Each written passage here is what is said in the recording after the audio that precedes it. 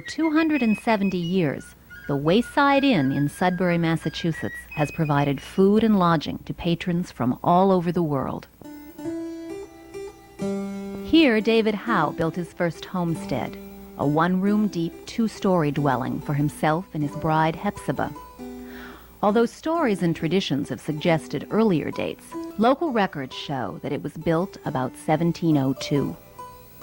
David added 2 more rooms around 1716 when he first applied for an innkeeper's license and opened Howe Tavern.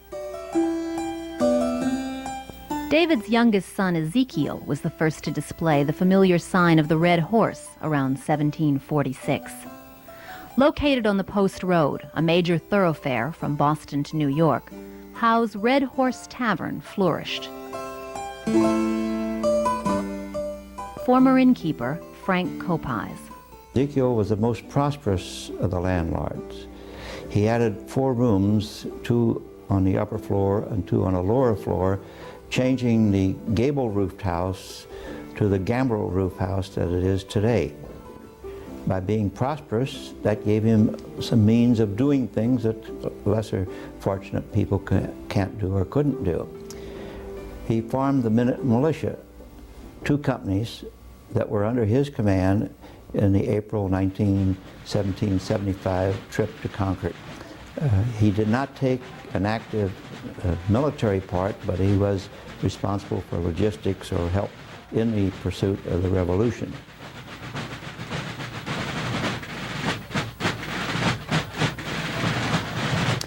Ezekiel Howe's, I guess, claim to fame, he helped our United States get underway by taking part in the activities over at the Concord Bridge that eventful day.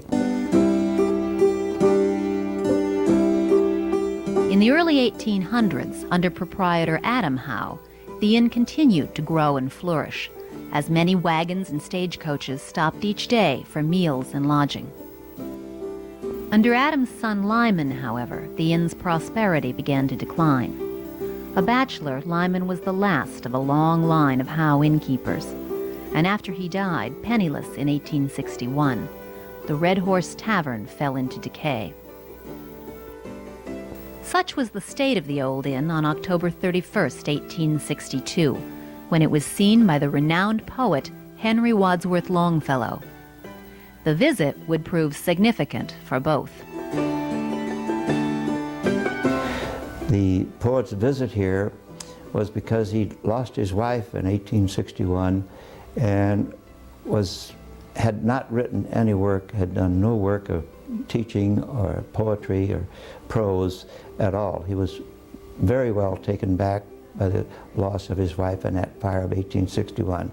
I suggest he was downhearted, and his buddies who taught with him, who lectured with him, entertained with him in his Brattle Street, Cambridge home, said, "Hank, come on out. Let's go to Sudbury. And we have a ball out there every summer. Let's go out there and spend a weekend." Well, he did spend a weekend here, as I understand the history books on that, and came away from there with something that just captured him completely, put together something into focus. It was a catalyst for him to start something fashioned after Canterbury Tales, which came out to be Tales of a Wayside Inn. Tales of a Wayside Inn was published in 1863, and 15,000 copies sold almost immediately. With the inn as his setting, Longfellow's tales revolved around 6 of his friends. The 7th story, The Innkeeper's Tale, would gain fame as the Midnight Ride of Paul Revere.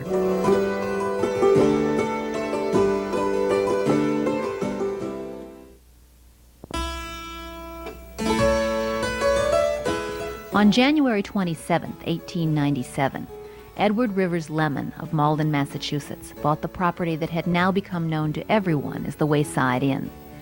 He reopened it as an operating inn for the first time in 34 years. An avid antique collector, Lemon restored the inn, adding a portico entrance, dormers, and attaching the room known today as the Ford Room to the main building. After Lemon's death, the inn's trustees searched desperately for a way to keep the inn solvent. Their efforts were rewarded when, in July 1923, auto magnate Henry Ford purchased the Wayside Inn. Ford initially paid $60,000 for the inn and 60 acres of land, but eventually his holdings in the area would total over 4,000 acres.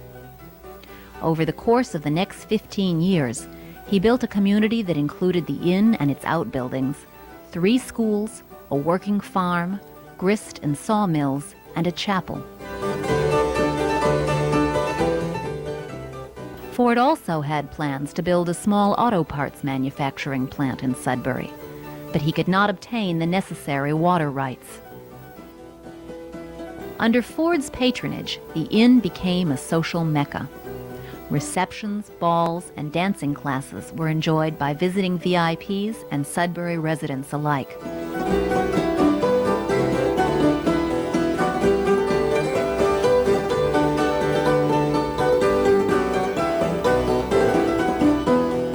Sudbury native Kay Bradshaw remembers the inn in Ford's time. Somebody said, well, the Depression kind of affected you much. You went to the Wayside Inn to the dancing class. And I said, well, I just can't offhand think of any place that I could have gone for 12.5 cents.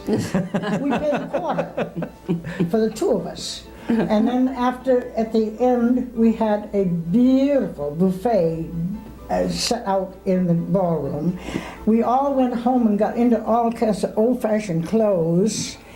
And we had pictures, we had a ball. Using his Wayside Inn property as a backdrop, Henry Ford set out to move, restore, and recreate an intriguing collection of historic buildings. One such building was the Redstone School of Sterling, Massachusetts, where tradition states that Mary Sawyer and her little lamb attended school in 1816. Historical interpreter Margaret discusses the schoolhouse. It was built in 1798, which makes it almost 200 years old. And the children of Sterling attended the school until 1856. When Henry Ford purchased the Wayside Inn, he had an idea of building a historical site here. And so one day he and his wife happened to see this charming schoolhouse in Sterling, and so they paid the grand sum of $35.50 for it and had it transported here, set it up, and so in 1928 he opened the school to the children of Sudbury, grades 1 through 4, and children who lived down this road and happened to work for the inn attended school, and also children just in the surrounding area attended the school. It was grades 1 through 4. It had 1 teacher, and the first class had 16 children. Of course, I do remember we did have a lot of special recesses, particularly in the warmer months when there were a lot of tourists coming to the Wayside Inn, and they would, particularly if they were VIPs, they would bring them over to the school, and quite often they would have the school children go outside while they showed the visitors around. Every Friday afternoon, the school children from the Mary Lamb School would come over to the inn for dancing classes, where we learned to do such things as quadrilles and minuets. We had our dancing classes in the large ballroom, which at that time was above our main dining room. Of course, that is no longer there, but the Fords would come up to sit and watch the children dancing. Mary had a little lamb. Mary had a little lamb. Its fleece was white as snow. Today, open from spring through fall, the Redstone School educates and delights both tourists and visiting school children. Ford also built a middle school for his Redstone School graduates. The Southwest School contained grades 5 through 8, taught by a single teacher. It opened in September 1930.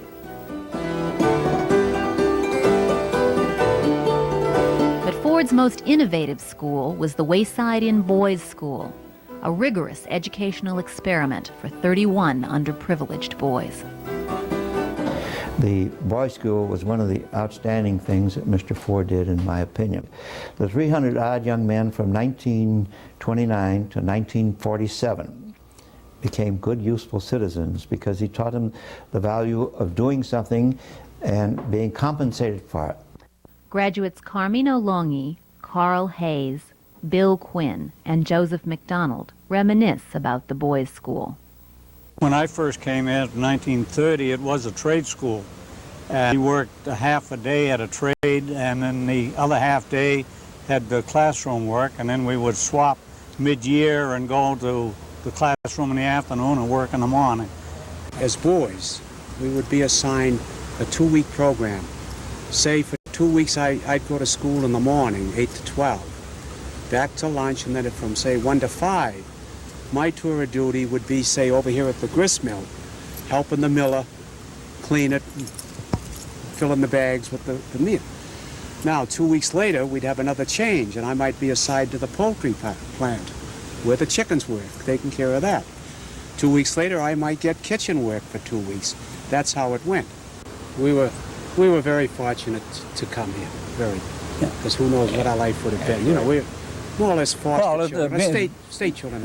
Being a state ward, when a boy got to be 12 or 13 years old at that time, the state didn't finance you, didn't pay your whoever you were staying with, and they had to either absorb what it cost them for you to be there or put you out to work somewhere. And so the alternative for a lot of us was to come here. What they did here was they prepared us for life on the outside.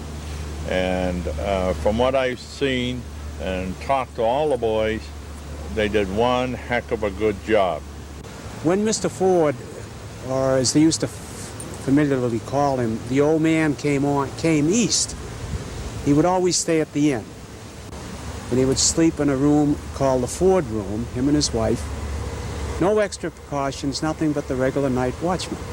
Very easy to work with. He'd come out, he'd walk around the properties and stay 3 or 4 days and enjoy himself here. He came to the dance one night where we did the old-fashioned dancing, and he walked right in and said, "Stop." And Pop Haynes had to stop the dance. He says, "I'll show you how I want it done." And he took one of the young ladies and he did the dance. And he said, "That's how I want it done." He'd be around early in the morning, walking around. He'd be up early and he'd come around, he'd talk, and he'd take somebody off. And we used to be nervous about who with him. He'd be trying to find out information about what's going on or what they're doing and what they're not doing. And then he'd say, "Well, you can have this, you can have that." And then one of his men behind him would say, "Well, forget that." This type of a thing went on too with him. See? Soon after purchasing the inn, Ford decided to reconstruct a working grist mill on the property. Using 18th century milling equipment and 1-ton millstones from France, Ford even used oxen to help build his idea of an early colonial mill. Wayside Inn miller, Richard Natowski. In 1923, a hydraulic engineer from Philadelphia named John Blake Campbell read an article in a New York newspaper informing the reader that Henry Ford had purchased the historic Wayside Inn in Sudbury, Mass. for the purpose of restoring it, and he also intended to build a mill on the property. Well, water wheels and mills were Mr. Campbell's specialty since he was a hydraulic engineer. Eventually they got together here one day and toured the site.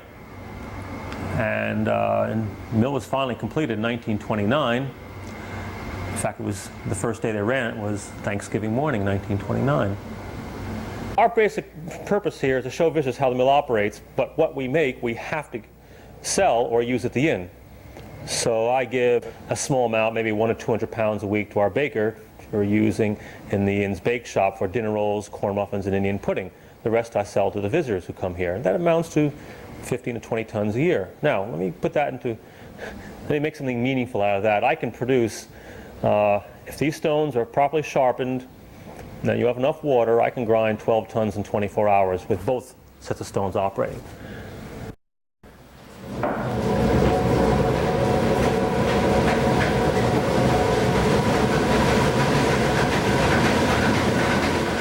two stones, only the runner stones turn at speeds of up to 120 times a minute. Now, as the runner rotates, it turns the damsel shaft, which hits the shoe, shaking the grain in the middle. The grain falls into the eye of the stone and is swept out, reduced to meal, which eventually falls down the chute. Now, my main job, as far as I'm concerned, is keeping it clean and also keeping the stones sharp or dressed.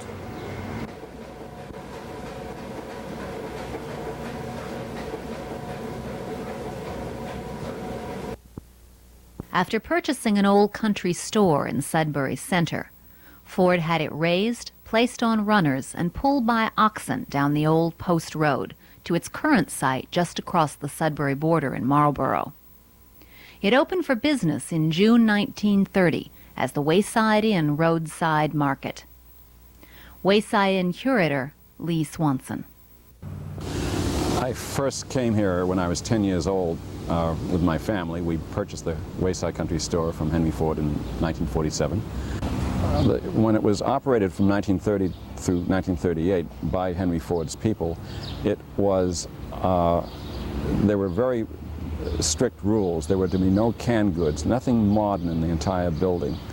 And in fact, that's what closed it down, because Henry Ford in 1938 walked in, saw some cans of Campbell's soup on the shelf, asked why they were there. The manager hesitatingly, shakenly said, well, sir, they're mine. They're my own food. They're not for sale. And he says, do you have the key to the door? And he said, yes. And he gave him the key to the door. He locked the front door, had ushered everyone out, locked the back door, and threw the key in the pond, which we always thought was a story, until playing around there in the edge of the pond one day when we first moved there, I found this great big brass key, and it fitted the back door.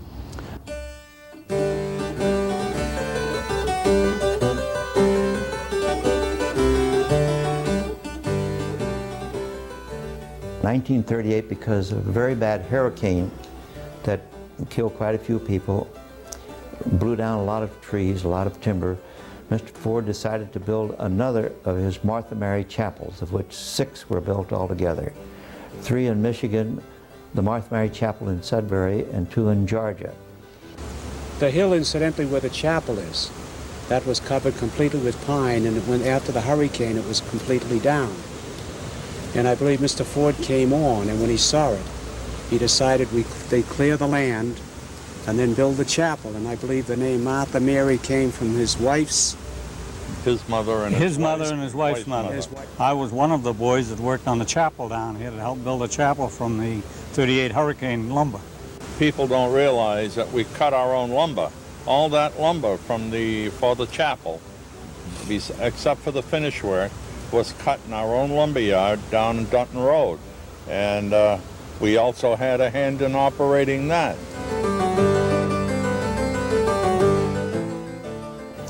The chapel today is used primarily for weddings. There are over 400 weddings there. We don't tell anyone about them. People come to us from word of mouth from all over the countryside. In the 1940s, Henry Ford and his wife created the Wayside Inn Corporation, a non-profit charitable educational trust designed to oversee the inn. After Ford's death in 1947, the trustees began selling off the inn's vast land holdings and closed the schools in an effort to keep the inn financially solvent. The inn continued to lose money quickly, but it would face an even greater catastrophe on the morning of December 22nd, 1955. Former Sudbury Fire Chief Al St. Germain remembers the day. I first heard of the fire at 2:20 in the morning. Sergeant Ryan of the police called in and said there was a fire at the inn and it looks pretty bad and you better call for outside help right away, which we did. And we called in 4 or 5 other towns and got down here, and the temperature was about 14 below zero. There were no hydrants.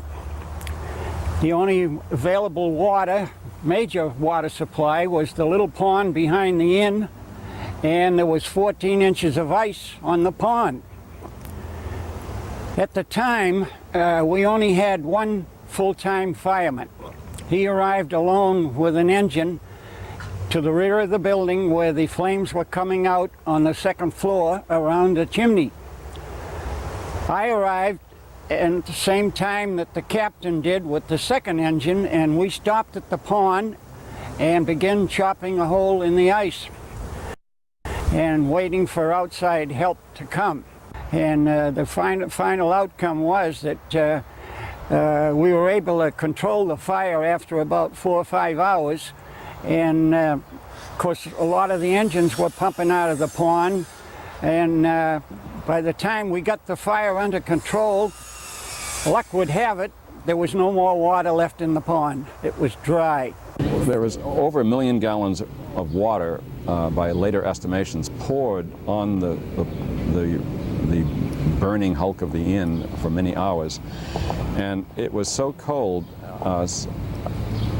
that it froze on contact on many of the antiques, like the pianoforte, in the Longfellow parlor, the somber clock, the grandfather clock, the table in the old bar. It just encased it in ice. Now, looking through the door, I could see 6 to 8 inches of ice on many of these things cascading off, frozen. You could see up, look up, you could see the sky, and look down, you could see through into the cellar. It was a disaster. We had the fire under control around 10 or 11 that morning.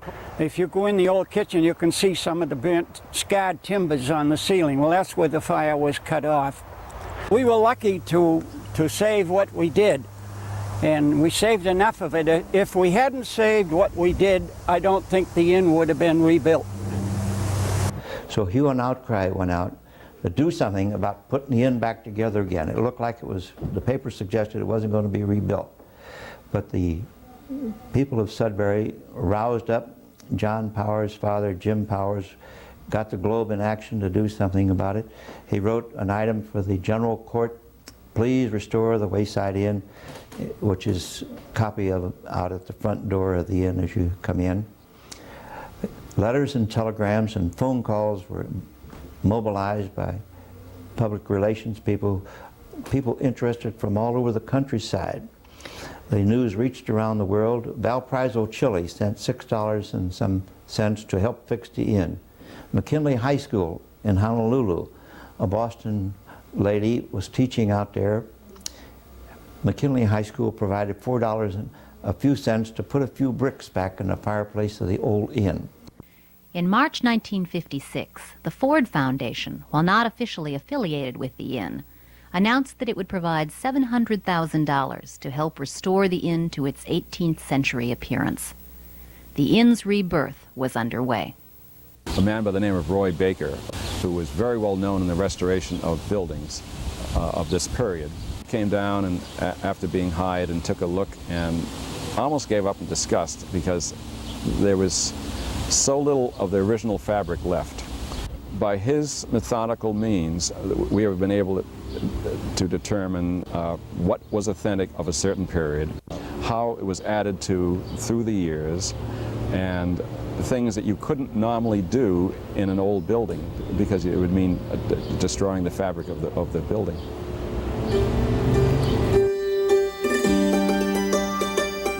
With much publicity, the Wayside Inn reopened in June 1958. Curiosity and interest at first ran high, but within several months it became clear that the inn was in trouble. Regrettably, like many great ideas, it was fine. I thought there would be so many folks visiting here that they would receive enough income from the admission fees to take care of the operation.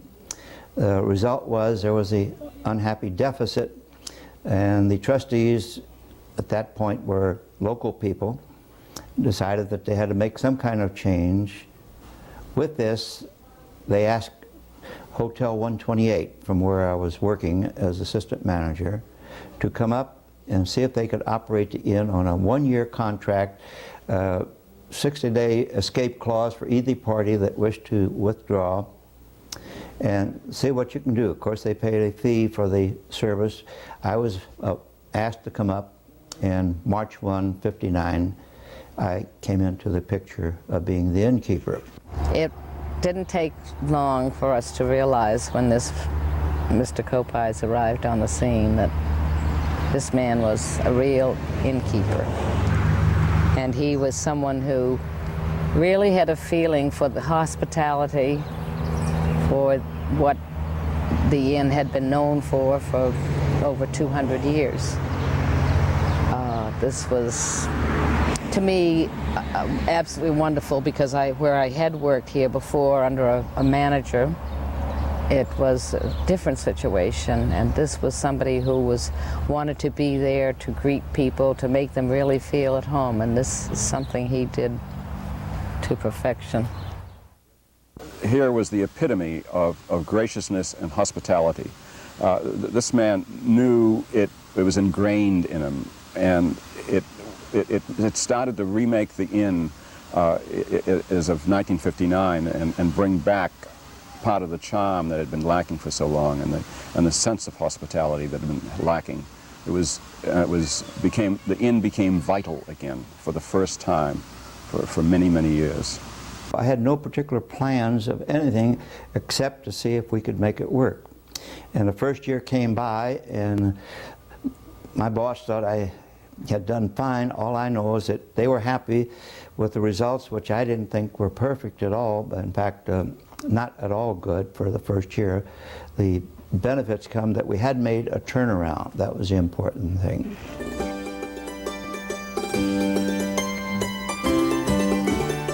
In his 30-year tenure as innkeeper, Frank Kopais played host to an amazing array of guests, some famous and some not so famous, all of whom came away with a special feeling for the inn and its host.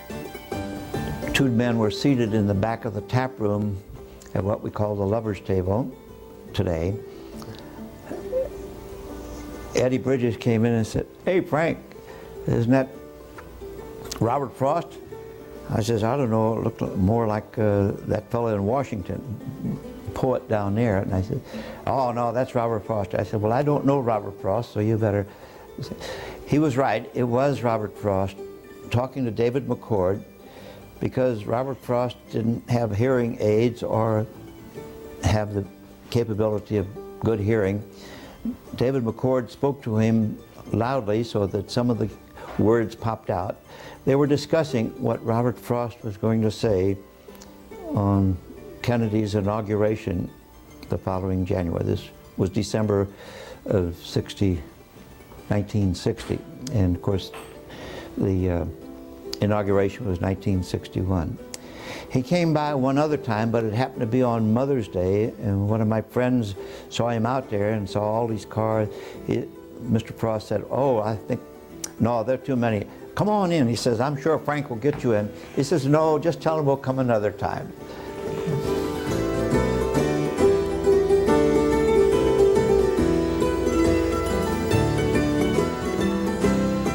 Barbara Devereux has been invaluable, is a very simple understatement. She's a hallmark of a person of hospitality and has made folks feel comfortable, welcome. But it's so good to have people who work with you and make things possible. The feeling of loyalty and devotion to the inn, working with them has made my job a lot easier. I'm amazed that people think I've done so much, but it's simply acceding to what I think folks would like to have. We have chicken pie on a menu. It's in the Ford Times magazine many years ago. The same chicken pie recipe is used in here. We make our corn muffins and wheat rolls. That from the grain we have at the grist mill. We have that grain to sell as well too. The pot roast, Yankee pot roast, having duckling, that's normal. We get Massachusetts turkeys on Thanksgiving Day. We have Wayside country sausage. We take up pork and grind it with our own little formula. Those are the things that folks, we feel, come to an old inn to see. This is the premise of hospitality. We try to provide what you think folks would like to have. In the 1960s, the Wayside Inn was once again a vital and prospering place. But in November 1965, the inn's patrons and employees experienced a frightening sense of déjà vu. The fire in 1965 was something that I don't think any of us ever expected anything like this would ever occur again. We felt that after the 55 fire, the inn was reopened, that the protection we had, the fire alarm system, the CO2 system over the range, that there was just no way that we could have another fire here. And when I was awakened early the morning after Thanksgiving in 1965 and told that there was a working fire going at Wayside Inn, I still could not believe it. I figured, well, it was some minor thing, and by the time I got my clothes on and dashed up here, it would be completely out. Unfortunately, that was not the case, and they were preparing breakfast for the house guests. There was a flare-up on the broiler. The CO2 system did not go off. The flames spread through the ductwork and then on up to the ballroom and the attic area overhead. This fire wasn't quite as hard to extinguish because it did go straight up and out through the roof, so that vented the fire. In '62, I built a new fire station down here on Route 20. But remember, we still didn't have hydrants. The water was a mile away. We had 4 aerial ladders, one on every side of the building, and we were able to contain the fire. It was out at about 8:30. The actual fire damage was minimal as compared to the 55 fire, but there was a lot of water damage. The main dining room had probably 2 or 3 inches of water on it, which caused a great deal of concern to our brides who were to have a wedding reception there the following day. We were able to repair the roof that same day because Francis Coppice had a wedding reception coming up in the inn for the Saturday. And he was afraid he wasn't going to be able to have it. But as luck was, we got one of our called firemen. His father owned a big construction company in Boston, and they came right out with their full equipment, repaired the roof, and Francis was able to hold the reception. Through the years, the Wayside Inn has sponsored many historical events and reenactments. One such episode was the return of the inn's 1862 stagecoach in the fall of 1974, after being taken to New Hampshire for restoration. Frank reminisces with Kay Bradshaw about the historic trip she made with her late husband, Forrest. It was all complete sometime in October, early part of October, possibly earlier than that, was being ready. Bill says, "Is it okay if we take stagecoach down by the horses, with horses?" I said, "Good golly, yes. Why not?" He said, "Well, I just wanted to see it." I said, "Wonderful." I hadn't hung up the phone more than a couple of minutes, and I called him back. I said, "Hey, guess what? We're going to have a mail run with that." And so then Monday morning we started out. And of course I was the liaison with the car following the coach. You started from Loudon, New Hampshire, Yes, where they yes. had picked up and the then coach. we went to Concord, to the Capitol, and then we went down and stopped at the Schoolhouse, and we had to take the mail. We had to deliver the Right. mail at the post office each night. And then we had to get up in the morning and go to the post office and pick up all the bags and load them on the coach. One morning we were a little late, and the coach had started. But we caught up with them and they reloaded the coach, and away we went.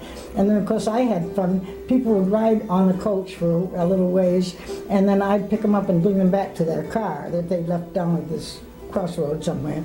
And then I'd go along. And then one day this car came along and she drove in between the coach and me. And I thought, well, the nerve of that woman. She doesn't know who I am. And I thought, well. They came down roughly a few minutes before 12 o'clock on Saturday morning, this October 1974, to stop here with that mail coach. And on the outside is hanging that contract, Wayside Inn contract with the United States Post Office to provide this mail service from Loudon, New Hampshire to Wayside Inn, Sudbury. And the stagecoach pulled in and stopped in front of the building, and we had a few words from the postmaster, the lieutenant governor who was there, and we're just about finished. I said, whoop, wait just a minute. We haven't been paid for this contract yet, sir. Whereon he whipped out a dollar bill and poked it in my fist. Here, is that taken care of? We had a lot of fun with that particular thing then. Closely linked to the Wayside Inn in both historic spirit and in the founding enthusiasm of its former innkeeper are the Sudbury companies of Minute and Militia. And somehow the day was April 20, the day after April 19th. John Powers and I were talking somewhere along the way, and he said, Frank, you know, there were only 2 people from Sudbury over at Concord yesterday. And he says, Sudbury had more people in that Concord affair than any other town. Of course, that's simple explanation. Sudbury had more people than any other town outside of Boston in 1775. Well, with that, the 2 of us that evening gathered up the selectmen individually. The selectmen agreed it was a good idea to do something about it. In any event, the first time we made the trip over there was April 19, 1964. And it was a wonderful, wonderful occasion. I don't know how many of us showed up for that, but Rex Traylor was one of them. He was leader of the horse troop. Al Bonazzoli was named head of the Minuteman Company because he was a American Legion chap from World War I and real ongoing patriot, to say the least. And we elected him, by the way, the first colonel to emulate Colonel Ezekiel Howe, who led 2 companies of the 7 companies of Minute Militia that went to Concord on that eventful day. Al Bonazzoli was a quite modest man, 70 years old or so. He says, I'm very honored about this, being colonel of the first Minuteman Company to reenact what Zeke Howe did. But he says, how the heck is the name Bonazzoli going to sound ahead of a Minuteman Company?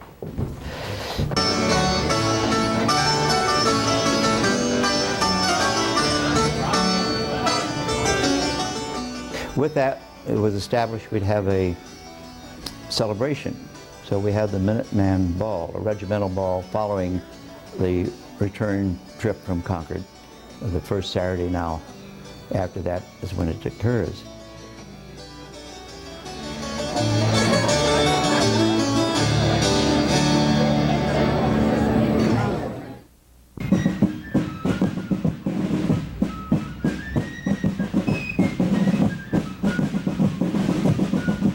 Out of it came the ancient fife and drum corps. After April 19th till the last Saturday in September, they come up each Wednesday evening from around 7 o'clock till 9 o'clock and practice up and down the driveway. They're so good, the fife and drum. They got an invitation to go to Symphony Hall. Arthur Fiedler invited them to come up and play for a 10-minute intermission. And they played perfectly. Fiedler was tickled pink, apparently, because he got a tricon hat, made a member of the Fife and Drum Corps and Minutemen, and come to Sudbury anytime, drink all the beer you want.